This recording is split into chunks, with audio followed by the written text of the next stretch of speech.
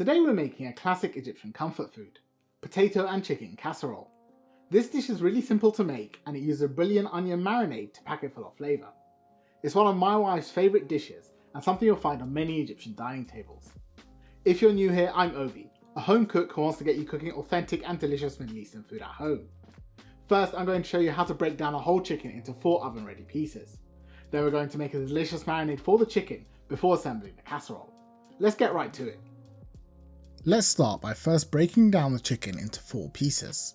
For this recipe I'm using a chicken which weighs about 1.3 kilos or almost 3 pounds, and we'll break that down into 2 leg and 2 breast pieces. The first thing we'll do is remove the thighs. These are connected to the rest of the chicken by a single joint, and to expose it we'll cut through the skin along this naturally forming line. Use a sharp knife to slice through it and you should see that the leg and carcass come apart. Once you've done that on both sides, flip the chicken over, then place your thumb at the middle of each thigh where it meets the spine. Now you'll bend the thighs towards each other until the thigh bone on the underside pops out of its socket. This will make it much easier to take off the thighs. Now we'll cut around the oysters of the thighs, which is a small piece of meat that runs along the spine. These are shaped like an egg yolk and you just trace around the spine bone to free it. If you're a beginner, feel free to skip this step as it takes some practice. Now use your knife to separate the skin between the thigh and carcass on this side. Once you've done that, turn the chicken over and you can slice right through the thigh joint to remove the leg. Do the same thing on the other side and that's your 2 leg pieces. Now if we turn the chicken around, you'll see that we still have the wings attached. To remove these, just find the joint or white cartilage and slice through it.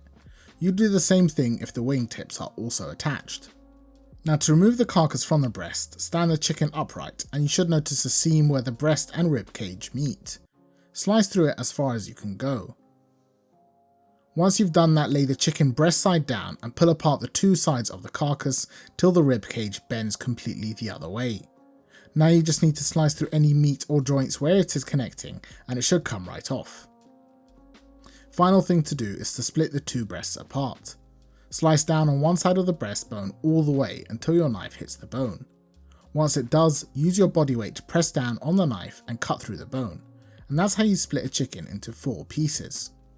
You should now have 2 legs and 2 breasts as well as 2 wings and the rest of the carcass. If you want, you can cut the breasts in half and separate the drumsticks from the thighs to get 8 pieces. The carcass and wings are good for making chicken stock or soup, so make sure to hang on to them. Now I'm no Jacques Pepin, so if you want more detailed instructions I'll leave a link to a video in the description box. Now we'll make the marinade, and in Egypt we really like onion based marinades because they help to tenderize meat. To do this I'm taking 3 medium onions which weigh about 300 grams or 11 ounces and roughly chopping them into large pieces. Add these to a blender or food processor as well as 3 cloves of garlic, 1 tablespoon of salt, 1.5 teaspoons of black pepper and 3/4 teaspoon of ground cardamom. Add in a splash of water and it's ready to be blended. Process it until a fine onion paste like this forms and then we can add it to our chicken.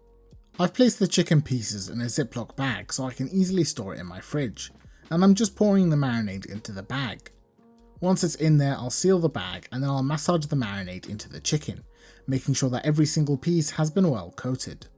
Once I was done, here's what the chicken looked like, and this is a great chicken marinade if you want a simple and delicious flavour.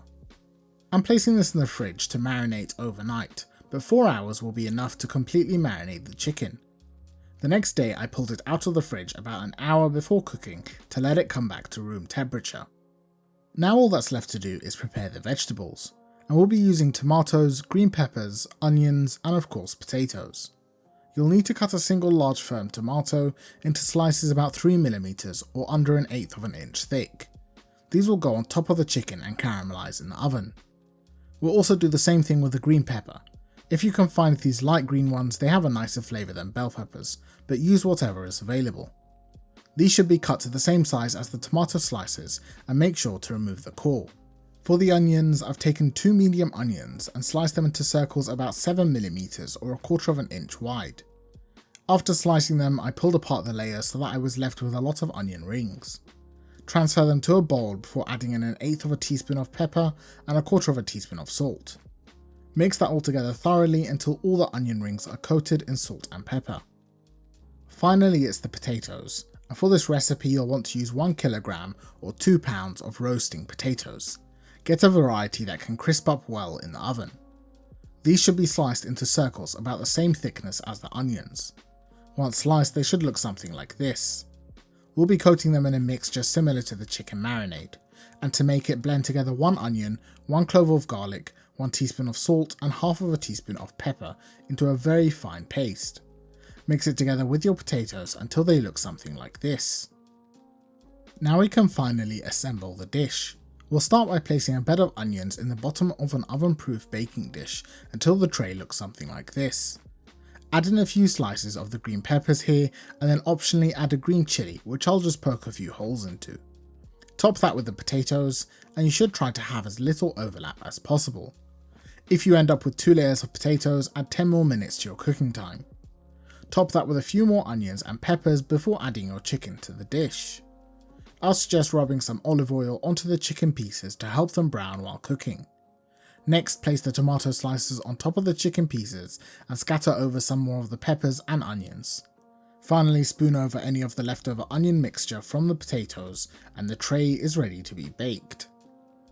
There's 2 varieties of this dish, and the second includes a tomato sauce which is poured over the entire tray. I'll leave the recipe for that tomato sauce in the description box in case you want it. Cover the dish with foil before placing it in your oven to bake at 200 degrees Celsius or 390 degrees Fahrenheit for 50 to 60 minutes. Check it for doneness at the 50-minute mark, then remove the foil and turn on the grill so that the chicken can brown, and here's how mine turned out. This is best served with some plain white rice and a salad. Make sure to spoon over plenty of the pan juices and enjoy your chicken and potato casserole.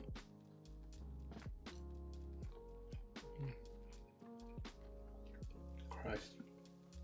That is some of the best chicken I've made on this channel, and it's such a comforting mouthful of food.